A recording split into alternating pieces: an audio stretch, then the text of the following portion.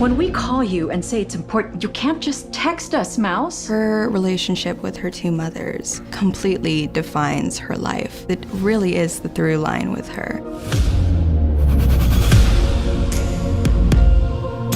The trauma that Mouse suffered was her almost being kidnapped and taken from her mothers. Elodie took that and really used it to create almost a bubble or a cage around Mouse.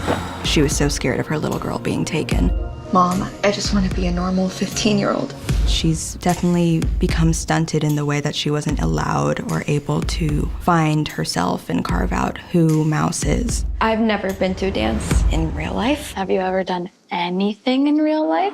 So much of Mouse's life has been her being forced into this childlike role. And so I do think she feels a level of protection and safety in being able to play dress up and put on these different masks and feel like a different person for a second. The actual process of filming that scene was just hilarious. That was one of the most delicious, fun things I've ever gotten to do as an actor. I remember reading it and being like, what the hell is Mouse doing? It was a lot of me dancing around, waving my arms, and trying to make sense of the madness. I think what Mouse is doing, seeking out parents that have lost their children and seeking out missing kids is her trying to reframe her own trauma and take control of her past. And being able to help those parents that have lost someone, she feels like she can be a source of good rather than on the receiving end of bad. I need to talk to you.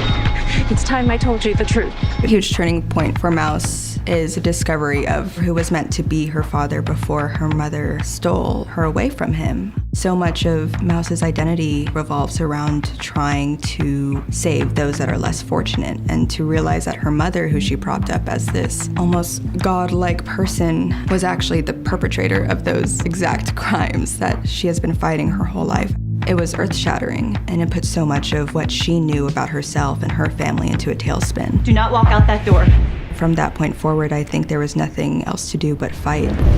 It was so heartbreaking to think about the fact that she felt like she had no one else to turn to. And so when she went to her father's doorstep and he too rejected her, that she went back to putting on the mask and playing pretend and going back to Steve, which made me want to pull her hair out. But it's such a human thing to latch onto these little obsessions because they validate you and they give you exactly what you need in that time and they're easy.